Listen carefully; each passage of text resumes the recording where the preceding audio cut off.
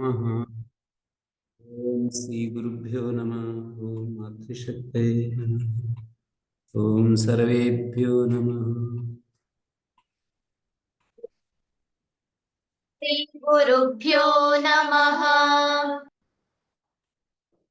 तो अष्टाध्यायी या व्याकरण में प्रवेश पाने के लिए किस तरह से हम इसको देखें। 7 प्रकार के सूत्रों को हमने कल चर्चा की थी, उसमें संज्ञा सूत्रों की बात आ गई थी। तो अष्टाध्यायी में जो संज्ञा सूत्र हैं उनको एक एक सूत्र को आपको समझ लेना चाहिए, और उसमें यह बताया गया है कि किसका क्या नाम है। जैसे वृद्धि राधेश पहला ही सूत्र है, तो उसमें यह बता दिया कि आ आई औ का वृद्धि नाम है। अदेंगुणा में बता दिया अ ए ओ का गुण नाम है।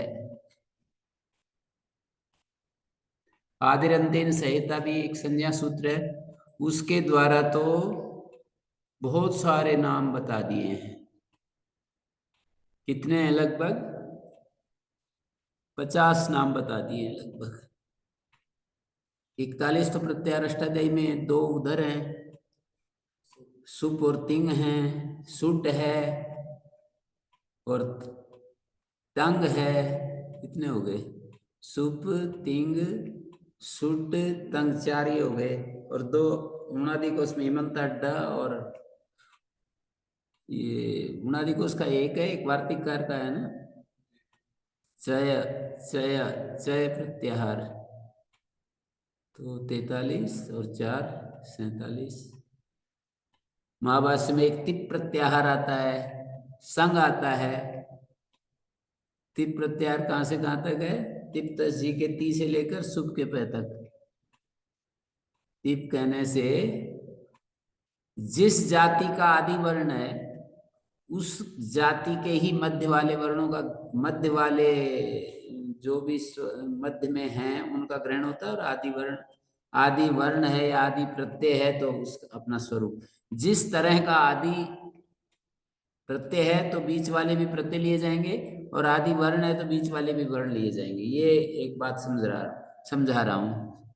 जैसे एक प्रत्याहार बनाया महाभाष्य में, तनादि क्रिय ऊ से लेकर और ईदितोनुम धातु के मैं तक। तो इसमें कोई कहे कि इसमें तो बहुत सारे अक्षर आ गए, बहुत सारे चीजें आ गई। तो उस जिस तरह का ऊ है वो ऊ मैं के साथ मिलकर बीच में जो ऊ के तरह के जो प्रत्यय हैं उनका ग्रहण कराएगा, और ऊ अपना स्वरूप का भी। ऊ जैसे प्रत्यय है ऐसे प्रत्ययों का ग्रहण होगा, बाकी अक्षरों का से कुछ लेना देना नहीं। जैसे कि अयुण रिल रिक में अंतिम अंतिम अक्षर छूट जाते हैं, ऐसे प्रत्ययों के अलावा जो अक्षर होंगे वो छूट जाएंगे। तो जैसे तिप है, तो तिप के बीच में तिप तजी के ती से लेकर का जो गियो सुप है वहां तक तिप प्रत्याहार है। संग प्रत्याहार कहां से कहां तक है? गुप्त सन के से लेकर तिप्त जी सिप्तस्था सूत्र में जो इट वही महिंग का गय है वहां तक। तो बीच में जितने प्रत्यय हैं उनका भी ग्रहण होगा, आदि प्रत्यय अपने स्वरूप का ग्रहण कराएगा। संग कहने से तीसरे अध्याय के सारे प्रत्यय आ जाएंगे, कहने का अभिप्राय है। तीसरे अध्याय में जितने प्रत्यय हैं सब संग कहने से आ जाएंगे। और तिप कहने से तिप्त जी जो तिंग प्रत्यय हैं वो आ जाएंगे, और सु जैसे 21 प्रत्यय वो आ जाएंगे। कहने से तो बहुत आ जाएंगे, जैसे तनादि क्रिया ऊ से लेकर जितने भी प्रत्यय हैं वो सब कहने से आ जाएंगे। तो तीसरे अध्याय में सबके सब आ जाएंगे, उधर चौथे पांचवे के भी आ जाएंगे। तो और जो है लगभग 50 हो जाते हैं, सारे हिसाब लगाएंगे ना। आदिरंतेन संहिता सूत्र से हम देखेंगे तो लगभग 50 हो जाएंगे। गुरु जी, ये जो संज्ञा सूत्र है पाणिनीय अष्टाध्याय के, इनकी संख्या लगभग कितनी होगी? संज्ञता हाँ, ये संज्ञा सूत्र जो संख्या पूछ रहे हैं, संख्या इसकी संख्या संज्ञा संज्ञा सूत्र होगी। संज्ञा सूत्रों की आज तक वृद्धिरादेश, अदेन, गुणाः इत्यादि जो संज्ञा सूत्र है, हाँ। इनकी संभवतः कितनी संख्या होगी? अच्छा, संख्या पूछ रहे हैं। मैं संख्या सूत्र पर चला गया कि जो संख्या सूत्र है उसका क्या, मैं समझ नहीं पा रहा था क्या पूछ रहे हो। संज्ञा सूत्र तो अष्टाध्यायी में ऐसे गिन के तो नहीं बताए, गिन तो नहीं रखे, पर 150 संज्ञाएं हैं, 100 संज्ञाएं हैं, फिर कुछ और भी हैं, तो इनको सबको लगाएंगे तो 150 हो जाएंगे। बताया भी जा सकता है गिन करके। जैसे पहले पाद में देखें तो कितनी है, देख लो अभी। पहले पाद में यदि देखें तो कितनी है? पहले पाद में वृद्धिरादे चदेंगणा, मैं संख्या बोलता जाता हूं सूत्रों की।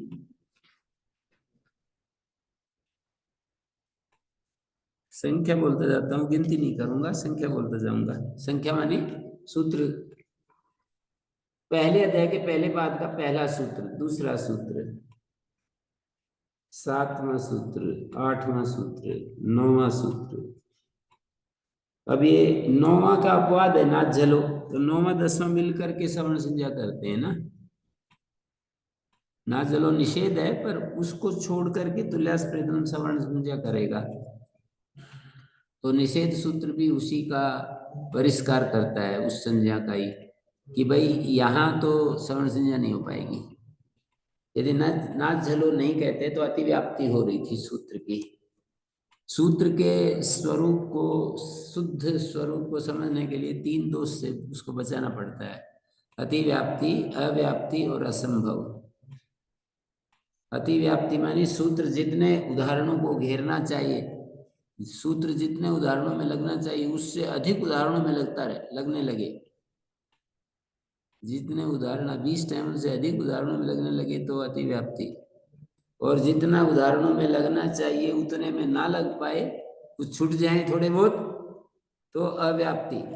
और सूत्र कहीं किसी उदाहरण में संभव ही ना हो, सूत्र तो बन गया पर उसमें उसकी क्रियान्वयन, उसका क्रियान्वयन हो ही नहीं पा रहा है, किसी उदाहरण में लग ही नहीं पा रहा है। जैसे कोई कहे कि एक खुर वाले पशु को गाय कहते हैं, ये असंभव दोष है। गाय के तो 2 खुर होते हैं, एक खुर वाले पशु को गाय कहते हैं, ऐसे लक्षण बना दिया किसी ने, गाय का लक्षण बनाया, एक खुर वाले पशु को गाय कहते हैं, तो ये तो असंभव दोष हो गया है?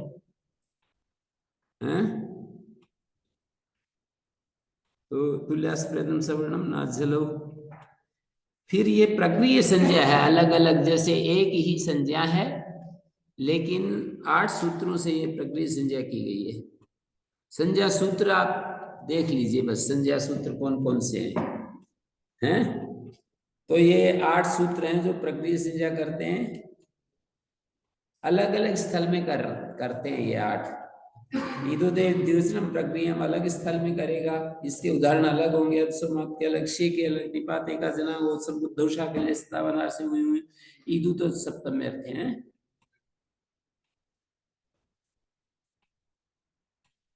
और ऐसे प्रक्रिया संज्ञा ईदुदे में भी देखोगे, इकारांत उकारांत एकारांत द्विवचन की प्रक्रिया संज्ञा होती है, तो 3 उदाहरण बनेंगे: इकारांत उकारांत एकारांत द्विवचन शब्द रूप।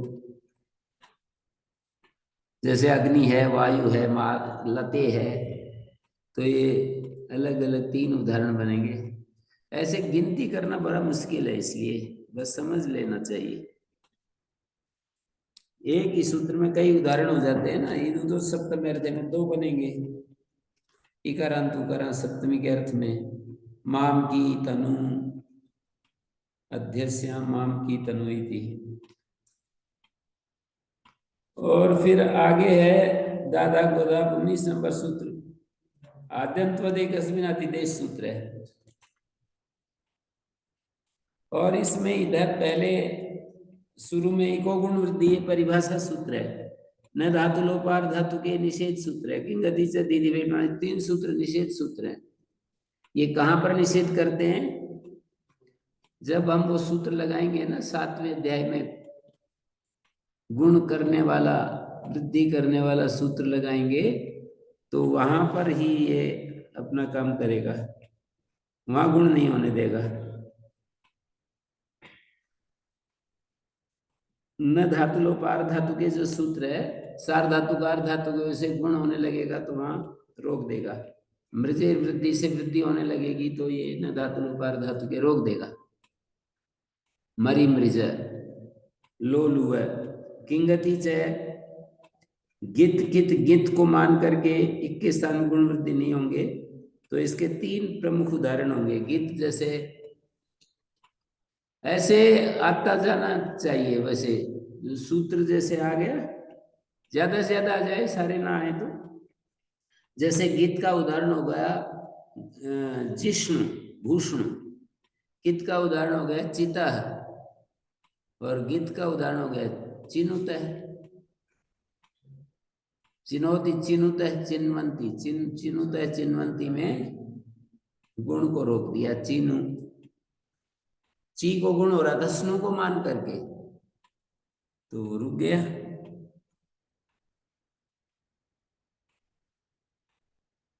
चिनुत है।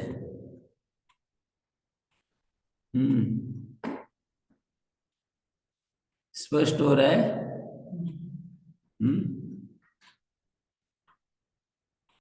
और ये है जैसे चिनौती में भी नो को मान नू को मानकर ची को गुण नहीं हुआ, चिनुता में तो दोनों ही गीत है, स्नो भी गीत है, तस भी गीत है, सार धातु में होती।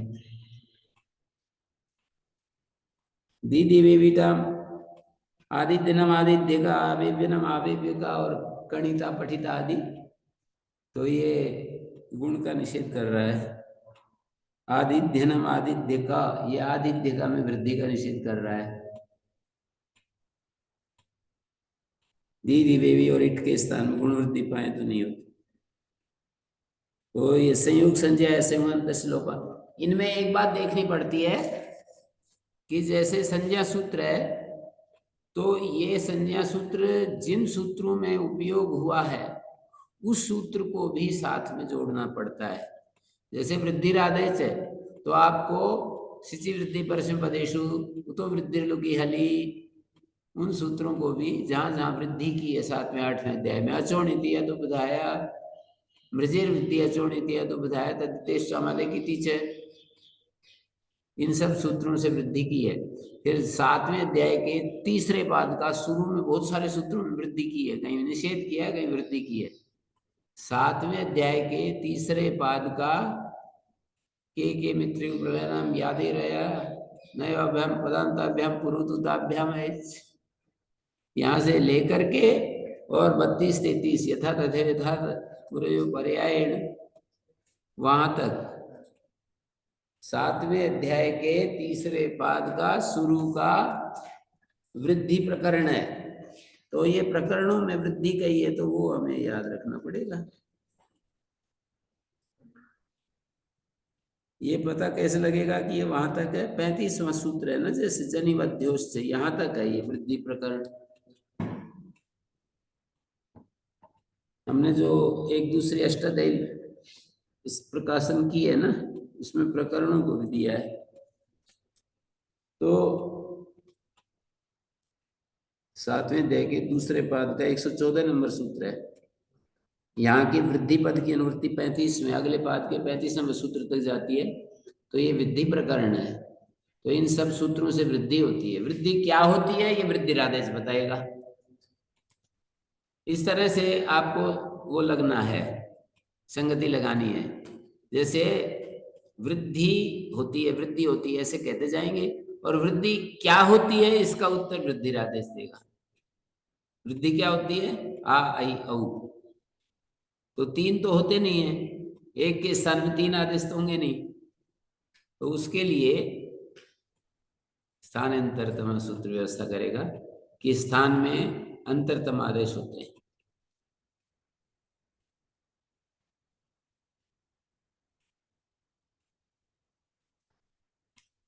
तो ये जो विधि प्रकरण है ना काशिका में, इसलिए वहां लिखते हैं हर एक संज्ञा सूत्र के अंत में व्याख्या में लिखते हैं विधि प्रदेशा,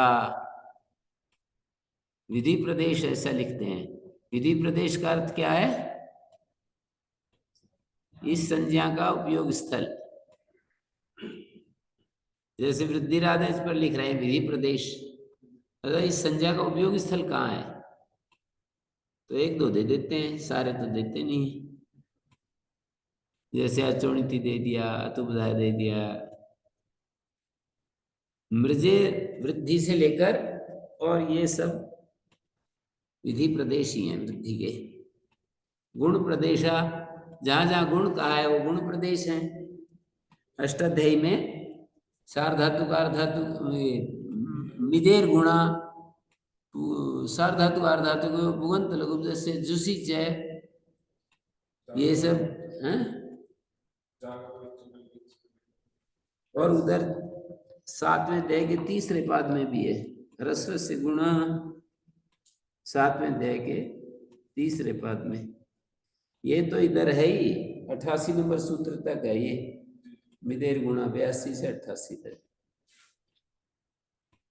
भूसोस्तिंगी भुवंत लघु दस्य नाभ्यस्त विधि सार्वधातु के अभ्यस्त अंक को आजादी विधि सार्वधातु में गुण नहीं होता है। भूसोस्तिंगी उतो वृद्धिल्लु की हली, गुणोत्तर विवाह से इन दो सूत्रों से वृद्धि होती है, फिर गुणोपरिक्त गुण आ गया।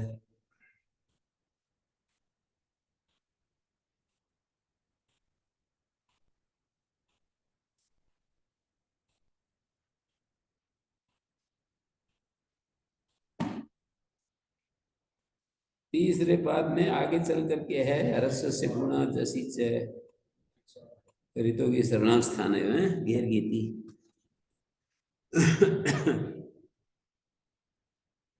एक दो तीन चार सूत्र हैं ये। फिर सातवें अध्याय के चौथे पाद में है रिदृशों की गुणा, ये 20 नंबर सूत्र तक गुण नहीं, रिदृशों गुणा बस यही है, गुण तो अंत नहीं है।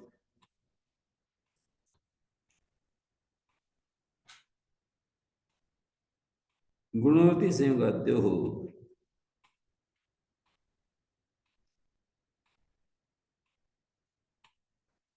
तो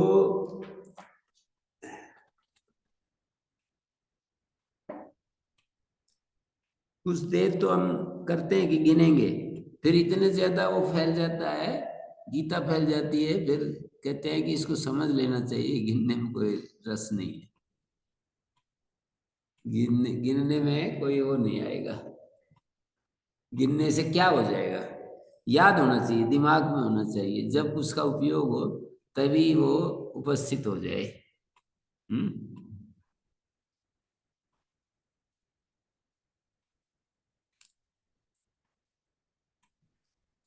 तो जैसे आगे 19 नंबर सूत्र भूसंज्ञा करता है, विधि प्रदेश कहाँ है? घू का विधि प्रदेश कहाँ है? तो फिर वो छठे अध्याय में कहीं पर कहा है ना, घूमा स्थका पद समहली सनी मी माँ घू रब लब सत पत पदामशीष, जहाँ विधि सूत्र में घू आएगा वो इसका विधि प्रदेश है। विधि प्रदेश मानी वहां पर घू क्या होता है ये बताएगा ये सूत्र, वहां उस सूत्र में। जैसे इसने तो कह दिया दारूक वाली धारूक वाली 6 धातुएं भूसंज्ञक होती हैं दाब दैप को छोड़कर। अब ये बात वहां पर समझनी पड़ेगी उस सूत्र में। ना ये क्या है,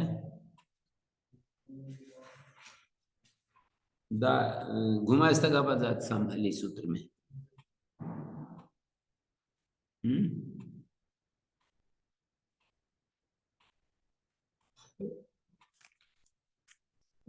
आगे आद्यंत इसमें उपदेश सूत्र है, तरप तम होगा संज्ञा सूत्र है, गह संज्ञा करता है। इसका विधि प्रदेश गह रूप चल कल्प चिलट भ्रू गोत्र मत अतेसु घ्योने का चरिश्वा एक दो आपको समझ में आ जाता है तो दिशा मिल जाती है।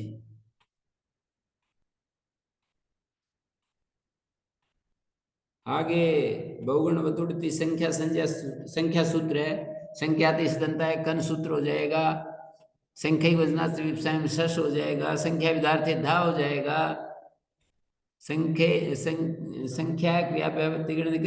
कृत हो जाएगा। तो ऐसे समझना है। श्रांता 66 संज्ञा करता है 23 नंबर सूत्र। शकरा नकारांत संख्या की 60 संज्ञा होती है। 6 उदाहरण बनेंगे इसके। वैसे 60 संज्ञा है पर उदाहरण ही 6 ही होंगे। कैसे? पंचन शश सप्तन अष्टन नवन दसन 6 हो गए। पंचन शश शश सकारांत और ये 5 नकारांत है। पंचन सप्तन अष्टन नवन दसन।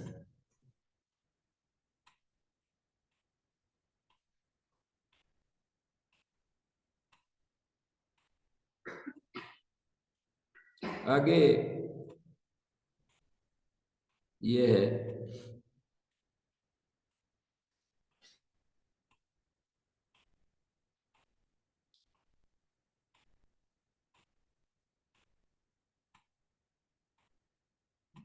दतीच्या में संख्या की अनुवृत्ति क्यों लेके आ रहे हैं?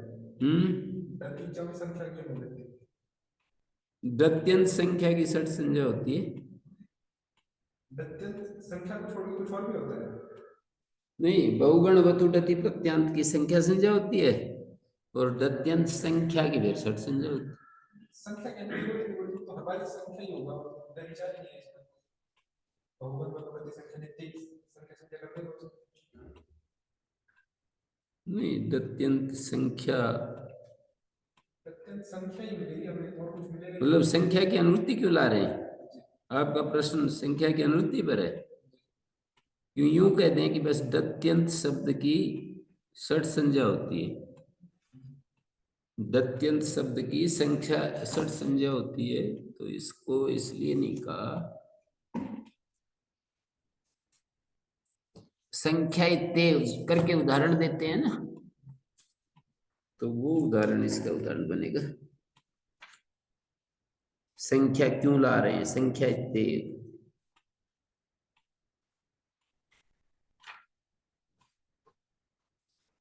संख्या इतने देखना पड़ेगा।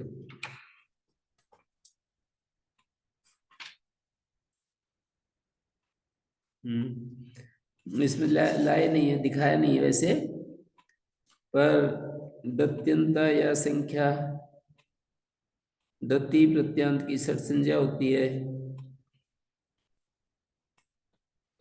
दत्यंत संख्या की 60 संज्ञा होती है। दत्यंत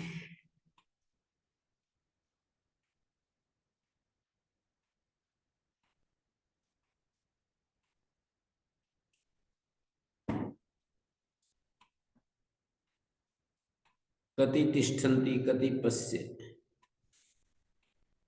कभी कभी विशेषण व्यावर्तक होते हैं, कभी कभी विशेषण उपरंजक होते हैं। 2 तरह के विशेषण होते हैं, तो उपरंजक विशेषण हो जाएगा।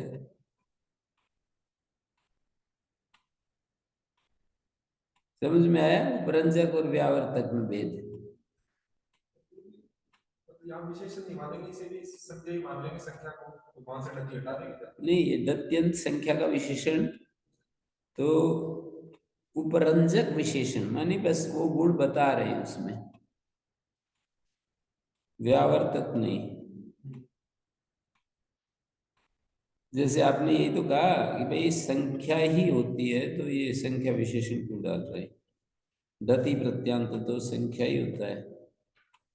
तो मैंने कहा होता है तो उपरंजक विशेषण हो जाएगा, व्यावर्तक विशेषण नहीं कहेंगे इसको।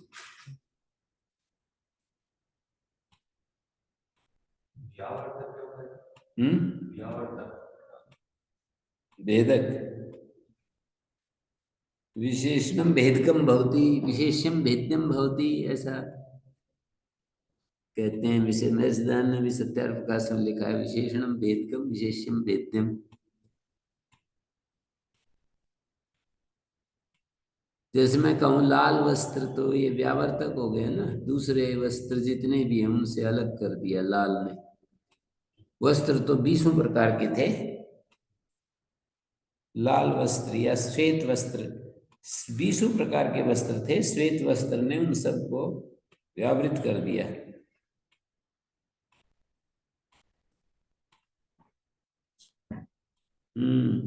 और ये उपरंजक क्या होता है? क्या उपरंजक क्या है? उपरंजक उपरंजक वो गुण उसमें दिखा देते हैं, वैसे ये गुण वाला है। ये व्यावर्तक तो होता है उसको वो करने वाला, भिन्न करने वाला दूसरे से। श्वेत वस्त्र ये व्यावर्तक विशेषण है। श्वेत वस्त्र कहने से काला व्यावृत हो गया, हट गया, लाल हट गया, पीला हट गया, नीला हट गया। जो ये लाल वस्त्र शब्द बोला हमने, तो फिर सफेद हट गया, तो ये तो व्यावर्तक विशेषण है। और परमात्मा सच्चित आनंद है, ये व्यावर्तक थोड़ी है, उपरंजक विशेषण है। जो सत है वो परमात्मा, जो चित है वो परमात्मा, जो आनंद है वो परमात्मा। सत चित आनंद, जो ओंकार है, सत चित आनंद, सच्चित आनंद ही होता है, फिर ऐसे कहने की क्या जरूरत। सतचित आनंद ही परमात्मा होता है, तो ये उसके अलावा मिलता ही नहीं है परमात्मा, सच्चित आनंद के अलावा, तो विशेषण तो बनेगा नहीं। तब ये कहा कि हो जाएगा व्यावर्तक। व्यावर्तक विशेषण जो होता है वो एक व्यावर्तक होता है, एक भ्रंजक होता है। ऐसे विशेषण के दो भाग करके और समाधान किया जा सकता है। आगे जो है श्नांता सठ और डति से दो सूत्रों से सठ संज्ञा की गई है, और 25 नंबर सूत्र कथा कथा तो निष्ठा संज्ञा की गई है। सर्वादिनी सर्वनामानि से लेकर 35वां सूत्र है 36वां स्वरादि निपातम अव्ययम। इन 10 सूत्रों से अव्यय सर्वनाम संज्ञा की गई है, 26 से और 38 तक। कितने होंगे देख लो गिन करके, 10 ही होंगे। 33 अंतरम भैरव संज्ञान है। हाँ तो ये 10 सूत्र हैं।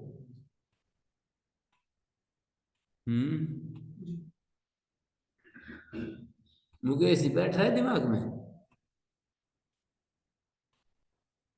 बैठ रहा है जो मैं कह रहा हूं, बैठता जा रहा है क्या मदन जी? बैठ रहा है? हाँ क्या कह रहे हो? ये जो आपने बताया था डतीच है, हाँ इसकी षट संज्ञा होती है, और ये उपरंजक विशेषण होता है। विशेषण तो वो है दत्यंता या संख्या, दत्यंत जो संख्या है। हाँ, ये डती का मतलब क्या होता है? दति एक प्रत्यय है, डति प्रत्यांत जो संख्या। इसका क्या उदाहरण होगा? कति तिष्ठन्ति, कति कति उदाहरण होगा। दति प्रत्यांत जो संख्या है उसकी षट संज्ञा होती है।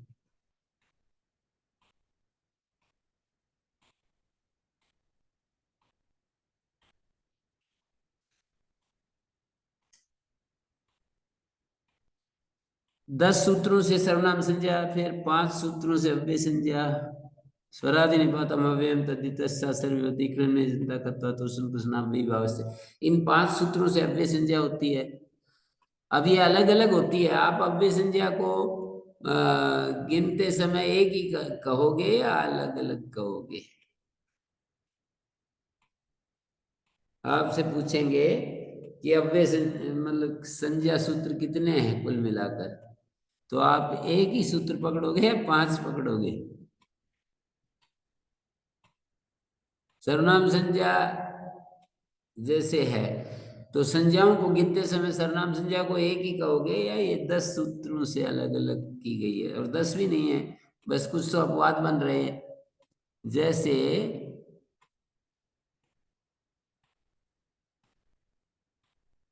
सर्वादीनी सर्वनामानी,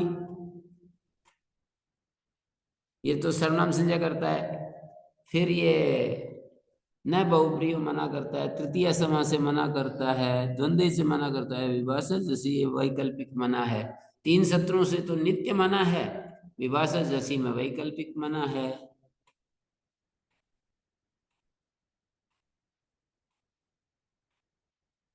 तो ये सर्वनाम संज्ञा होगी। फिर 2 सूत्रों से सर्वनाम स्थान संज्ञा कही है, श्री सर्वनाम स्थान छोड़ा नपुंसक। न वेति विभाषा से विभाषा संज्ञा की है, न और वा का जो अर्थ है उसकी विभाषा संज्ञा होती है। इगणा संप्रसारण 44 नंबर सूत्र से संप्रसारण संज्ञा की है। फिर उसके बाद 49 नंबर सूत्र में लोप संज्ञा की है, और 60 नंबर सूत्र में 3 संज्ञाएं कर दी एक ही सूत्र से, लुक स्लू और लुक। न अचोन्त्यादि टी से टी संज्ञा, अलोन्त्याद पूर्व से उपदा संज्ञा, तस्मिन् इति निर्दिष्टे पूर्वस्य।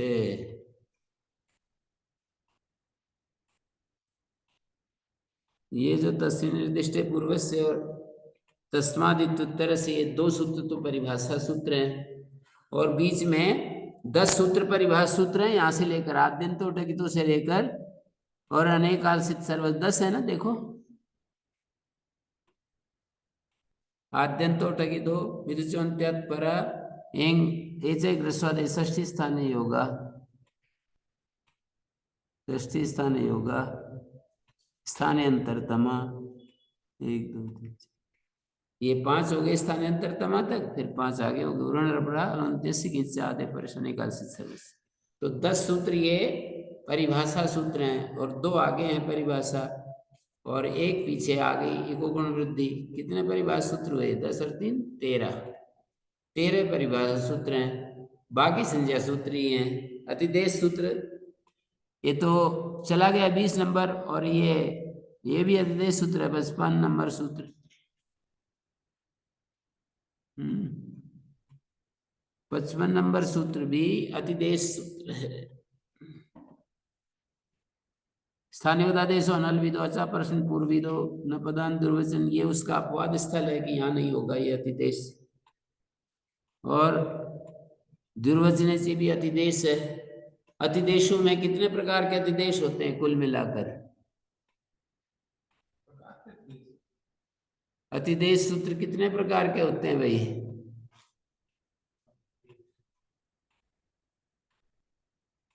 बताओ, किसी को पता हो तो। हैं? तो देसी जी बताओ। हैं? याद नहीं आया, नहीं विषय कभी। 6 प्रकार के होते हैं, याद कर लो आज। कार्यातिदेश, रूपातिदेश, व्यपदेशातिदेश, व्यपदेश अतिदेश भी होता है। स्थानीय वाला देश व्यपदेश अतिदेश ही है। स्थानीय का जो व्यपदेश है वो आदेश को प्राप्त हो जाता है। जैसे धातुवत, धातु आदेश धातु के समान होता है। तिंग आदेश तिंग के समान, कृत आदेश कृत के समान। तादात्म्यातिदेश है नहीं शुभामंत्रित परांगवत स्वरे, निमित्तातिदेश है पूर्वत सना निमित्तातिदेश। सच्चा नहीं हुए अभी तक? हो गए 6। कार्यादेश, रूपातिदेश, व्यपदेशातिदेश 3 हो गए ना, और निमित्तादेश, तादात्म्यातिदेश, एक और है कोई कार्यातिदेश, और रूप कार्यादेश शास्त्रातिदेश रह गया था। शास्त्रातिदेश कार्यातिदेश और शास्त्रातिदेश। उदाहरण तो जैसे अलग अलग हो ही जाएंगे। तुल्यास ये जैसे कार्यादेश आद्यंतोदेकस्मिन्, जैसे शास्त्रातिदेश है, मान लो एक ही सूत्र कार्यादेश भी हो सकता है, उसी को शास्त्रातिदेश कार्यादेश में से कोई कर सकते हैं। जैसे कर्मवत कर्मणा तुल्य क्रिया, कार्यादेश जब होता है तो कर्मवत कर्मणा तुल्य क्रिया, यही सूत्र वो 4 कार्य करेगा। आत्मनेपद, चिण चिणवत भाव, चिण चिणवत भाव और आत्मनेपद। चिण भाव कर्मणों से आत्मपद होता है, और नहीं वो भाव कर्मणों सूत्र से आत्मपद होता है, चिण भाव कर्मणों से चिण होता है, सार्वधातुक एक से यक होता है, और से चिणवत भाव होता है। तो 4 कार्य होते हैं।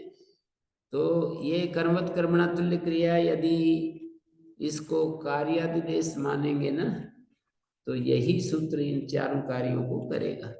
इनमें भेद क्या है वो इच्छा में?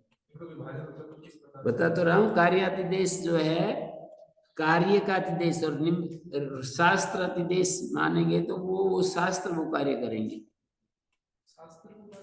शास्त्र माने सूत्र।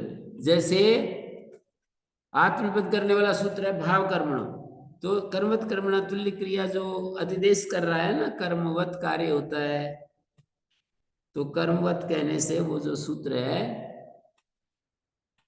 वो अपना कार्य करेगा।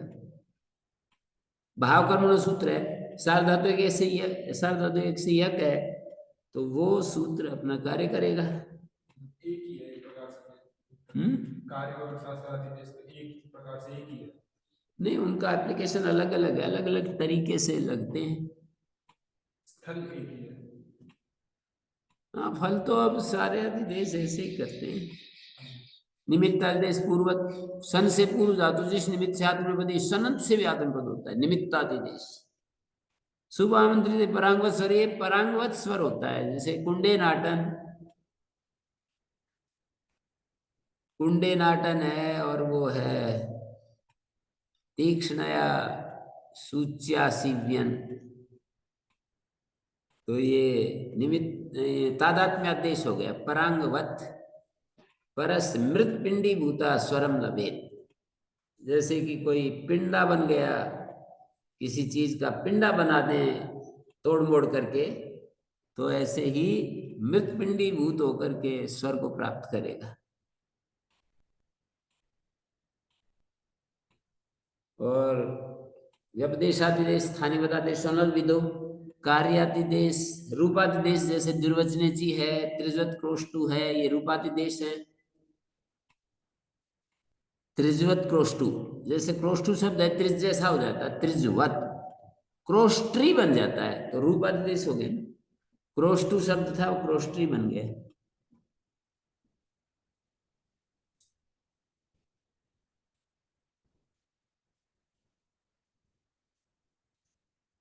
इस तरह से ये हैं।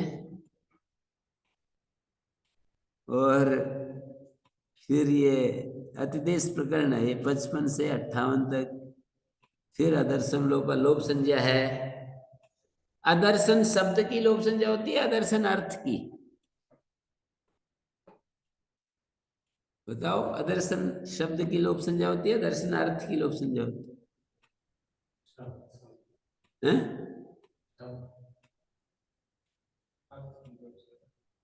शब्द की होगी तो लोप कहते ही अदर्शन, ये जो अक्षर है ये आएंगे। आप लोप कहने से उस चीज को नहीं पकड़ सकते, गायब होना। यदि अक्षर की संज्ञा करोगे ना, तो अदर्शन इन अक्षरों की लोप संज्ञा होगी। लोप कहने से ये अक्षर आएंगे, इन अक्षरों का अर्थ थोड़ी आएगा, क्योंकि आपने तो शब्द की संज्ञा की है। तो पाणिनि ने इसको संज्ञा सूत्र रखा है। संज्ञा सूत्र जो है उसमें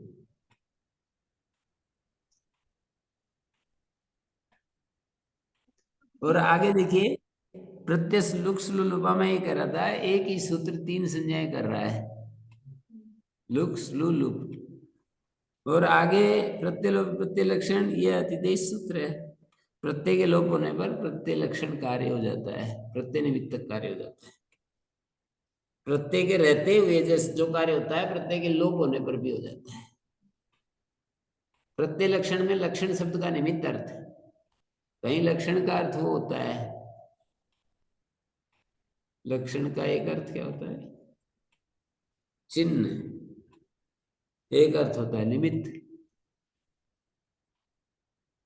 तो प्रत्यय के लोप होने पर प्रत्यय लक्षण कार्य हो जाता है। नलम तंग से प्रत्यय से लोग शुरू कहा, इसमें प्रत्यय से मतलब एक प्रकार से क्या करने लगे? प्रत्यय से लोग शुरू कहा। इस सूत्र में प्रत्यय से का कोई प्रयोजन है?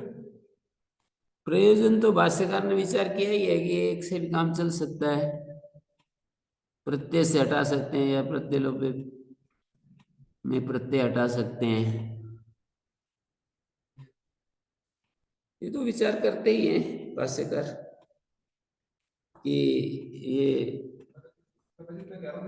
खंडन, खंडन जिसको कहते हैं ना, खंडन, खंडन का मतलब ये गलत है ये नहीं होता है। खंडन का तात्पर्य होता है कि शिष्य की बुद्धि को खोलने के लिए विचार करते हैं, विचार। तो उसको खंडन तभी होता है जब प्रकारांतर रास्ता अपनाते हैं। प्रकारांतर से जब दूसरा रास्ता अपनाया जाता है तब वो होता है प्रकारांतर,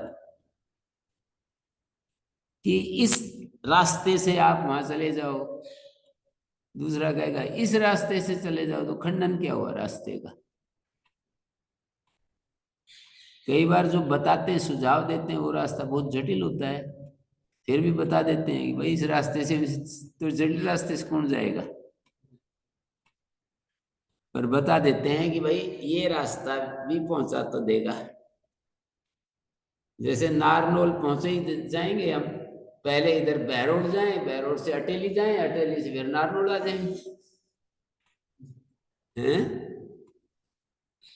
हम सीधा 8 किलोमीटर नारनौल चले जाएं, 20 किलोमीटर बहरोड, बहरोड से फिर अटेली जाएंगे 20 किलोमीटर, फिर 20 किलोमीटर नारनौल आ जाएंगे, 60 किलोमीटर भी आ सकते हैं, और भी उधर घूम घाम करके आ जाए। तो ऐसे ही भाष्यकार भी जो दिखाते हैं वो काफी जटिल प्रोसेस होता है खंडन का। खंडन क्या हुआ फिर, वो जब इतना जटिल प्रोसेस बता दिए कि इस कोई कहे कि उधर से जाओ आप, इसमें कोई अड़चन हो तब तो बताना ठीक है, ये रास्ता साफ साफ जा रहा है नारनौल, और फिर कोई कहे कि आप जो है ना बहरोड जाओ, बहरोड से अटेली, अटेली से महेंद्रगढ़, महेंद्रगढ़ से बुहाना, बुहाना से पचेरी, पचेरी से नीम का थाना, नीम के थाने से कोटपुतली, कोटपुतली से नांगल चौधरी, नांगल चौधरी से नारनौल। तो भाष्यकार के खंडन ऐसे हैं, कहीं कहीं तो सरल भी हैं, पर भाष्यकार तो खंडन तो कर देते हैं। खंडन का अर्थ गलत तो नहीं है, रास्ता वो भी है, रास्ता वो भी है। कह देते हैं ना सूत्र का खंडन कर दिया, एक हिस्से का कर दिया है, पूरे सूत्र का कर दिया। तो खंडन का अर्थ इतना ही होता है कि एक दूसरा प्रकार बता दिया, जो प्रकार हमें उपलब्ध था उससे अलग एक प्रकार बता दिया। सूत्र के रूप में जो प्रकार था कार्य करने का वो तो है ही, एक प्रकार और बता दिया, ये है खंडन। कहा भी है शिष्य बुद्धि व्युत्पादनार्थम आचार्य सूत्राणि प्रत्यचष्टे। शिष्य की बुद्धि को खोलने के लिए आचार्य सूत्रों का प्रत्याख्यान करते हैं। शिष्य बुद्धि को अच्छे से खुलासा करने के लिए, अच्छे उसके तंतु खुल जाएं, बढ़िया से बुद्धि काम करने लग जाए, और सूक्ष्म विषयों में भी व्यायाम करने से क्या होता है, मांसपेशियां अच्छी मजबूत होती हैं, फिर और दूसरा काम भी शक्ति के कर सकते हैं। तो जैसे व्यायाम करने से शरीर की मांसपेशियां मजबूत होती हैं, ऐसे ये बुद्धि का व्यायाम है। बुद्धि व्यायाम करने से ये थोड़ी है कि बस एक दंड बैठक ही लगा सकता है या वेट लिफ्टिंग ही कर सकता है, कुछ और भी शक्ति का काम होगा तो कर लेगा।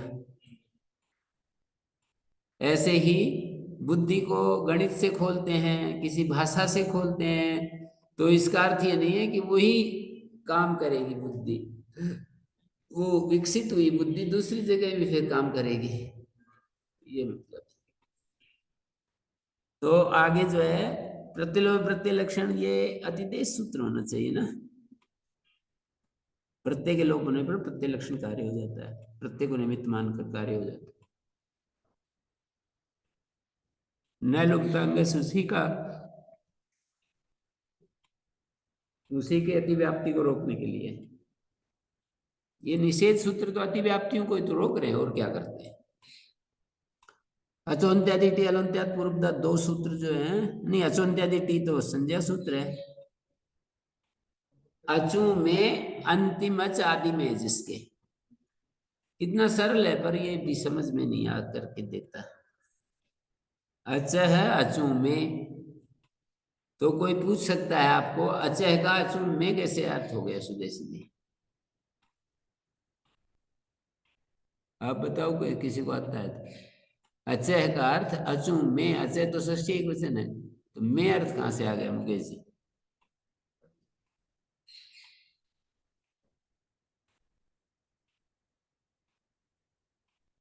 हैं? निर्धारण षष्ठी है ये।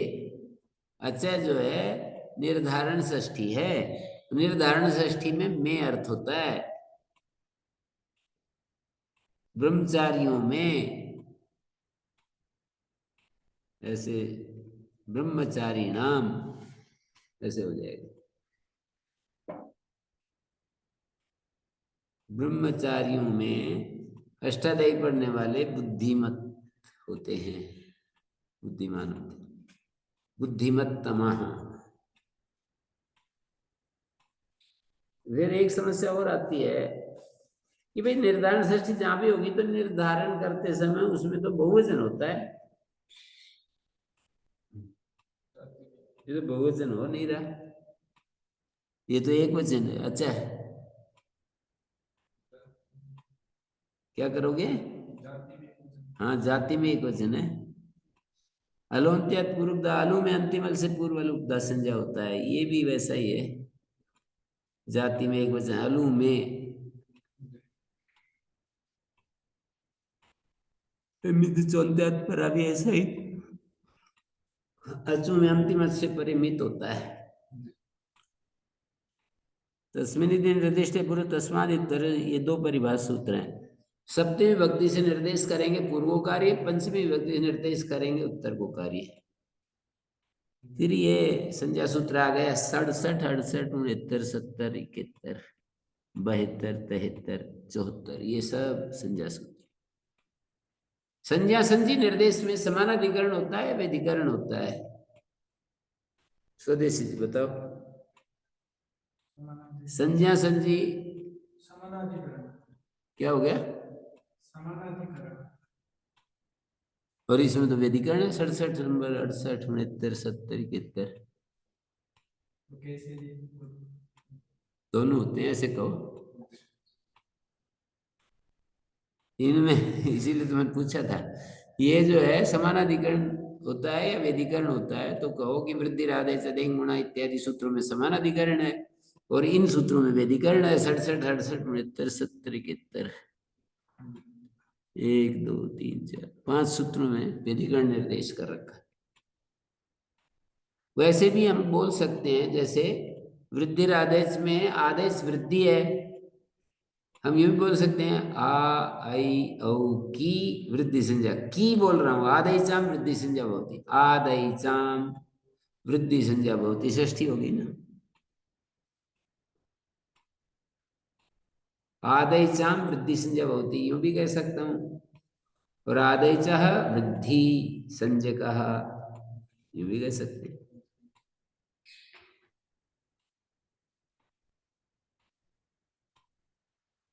ये संज्ञा सूत्र है। कैसे करेंगे? शब्द से स्वम रूपम संज्ञा, शब्द का जो अपना रूप है वो उसकी संज्ञा है, और संज्ञा संजी का बोध कराते हैं। तो यहाँ स्वम रूपम शब्द से अशब्द संज्ञा में संज्ञा क्या है और संजी क्या है? शब्द का जो उसका अपना रूप है ना, जैसे अग्नि ढक में अग्नि शब्द का जो रूप है अग्नई, वो तो संज्ञा है, और संजी क्या हुआ? वही शब्द जो है संजी हो गया। अग्नि शब्द का जो हम उच्चारण करते हैं एक के बाद एक, वो तो उसका स्वरूप शब्द संज्ञा को छोड़कर, जैसे कहीं पर वृद्धि शब्द आया अष्टाध्यायी में, कहीं घ आ गया, कहीं घू आ गया, कहीं टी आ गया, अचोन्त्या वो तीसरे अध्याय के चौथे पाद में आ गया आत्मपदा नाम तेरे। क्या सूत्र है? पिता आत्मपदा नाम तेरे। टेहे ए कहा है, तेरे कहा है। तेरे कहने से टी भाग को ए होता है, तो वो जो टी शब्द नहीं लेना। कहीं वृद्धि कहा है तो वृद्धि शब्द नहीं लेना, वृद्धि शब्द का अर्थ लेना है।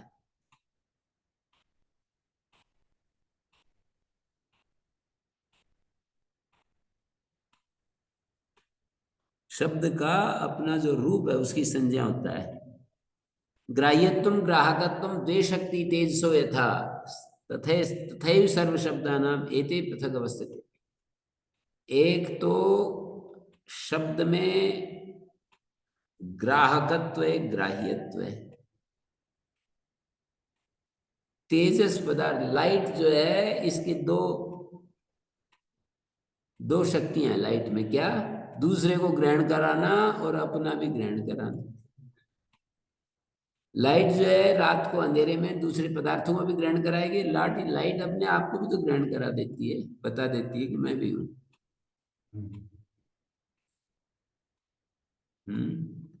तो ऐसे शब्द जो होते हैं वो ग्राहक भी होता है, किसी उसका जो अर्थ है ना, मीनिंग है, उसका ग्राहक होता है, और स्वयं का स्वयं गृहीत भी होता है।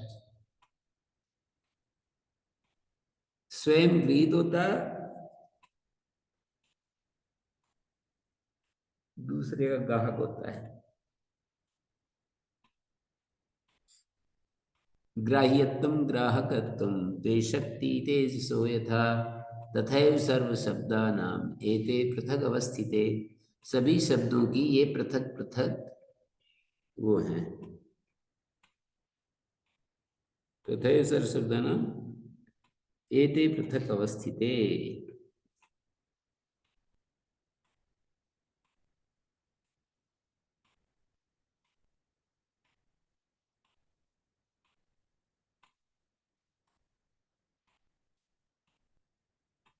तो भाई ये अग्निर ढक में अग्नि शब्द अपने स्वरूप का भी स्वरूप ही उसकी संज्ञा है। संज्ञा मानी बोधक है। उसका जो रूप है ना, शब्द का अपना रूप अपने स्वरूप का बोधक है। शब्द स्वम रूपम ग्राह्यम, शब्द का अपना जो रूप है वो संज्ञा है शब्द की। अच्छा, ऐसा अर्थ करेंगे, शब्द का जो अपना रूप है वो उसकी संज्ञा है, संज्ञा संजी का बोध, तो वो जो शब्द होगा वो संजी हो जाएगा, और उसका जो आकार प्रकार, उसका जो रूप है वो संज्ञा है। संज्ञा से संजी का बोध होता है। शब्द का अपना रूप संज्ञा है और शब्द संजी है। उसका रूप भी वही है और वो संजी भी वही है। अणुदित सवर्णस्य प्रत्यय संज्ञा सूत्र है। अण और उदित वर्ण सवर्ण के ग्राहक होते हैं। यूं कहो अण और उदित सवर्ण की संज्ञा है, अण और उदित वर्ण सवर्ण की संज्ञा है, तो क्या हुआ? अण और उदित वर्ण सवर्ण की संज्ञा है, सवर्ण संजी हो जाएगा।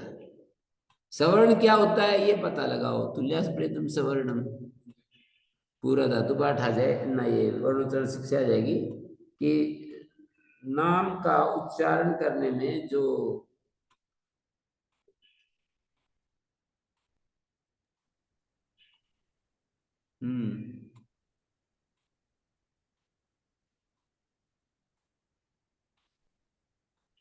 अण और उदित वर्ण सवर्ण के ग्राहक होते हैं प्रत्यय को छोड़कर, और तपरस तत्काल, तपर वर्ण तत्काल का ग्राहक होता है, तत्काल की संज्ञा, ग्राहक मानी संज्ञा।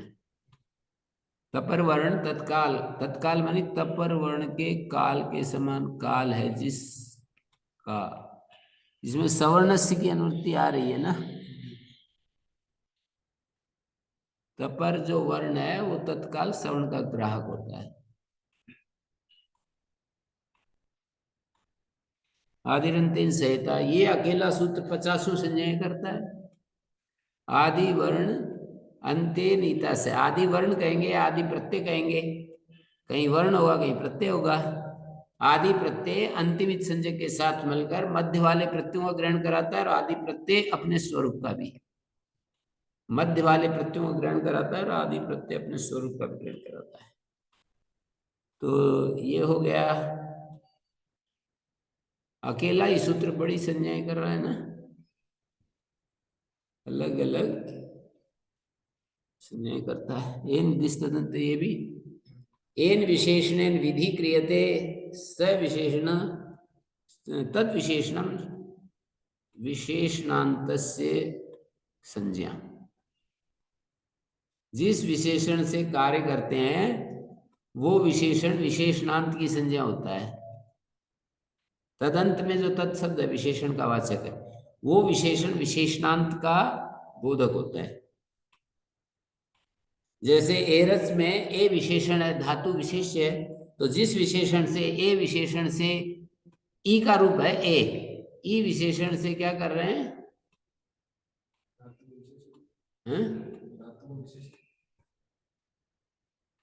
धातु का तो विशेषण है, पर मैं ये कह रहा हूं कि ई विशेषण इवर्णांत समुदाय का बोधक होता है। इवर्णांत समुदाय का बोधक हो गया। भाई यदि ये सूत्र ना होता ना, ये निर्दिष्ट दंत, तो क्या होता? बताओ पुनीत जी, क्या होता? जल्दी बताओ। जिससे विधान किया जाता है, फिर वो ये बता ही नहीं पाएंगे कि किससे विधान किया जाता है। अरे दिमाग ही नहीं लग रहा है कुछ। ए निर्दिष्ट दंत सूत्र ना होता तो एरज सूत्र का अर्थ क्या होता भाई स्वदेशी जी? ये सूत्र नहीं होता तो एरज सूत्र का क्या अर्थ होता है, ये पूछ रहा हूँ। तो फिर विशेषण की बात होता, विशेषण सूत्र का अर्थ क्या होता है वो बताओ। एरज सूत्र है ना, हैं? ए पंचमी है, अच प्रत्यय है, धातु की अनुवृत्ति है, तीन ही तो पद हैं।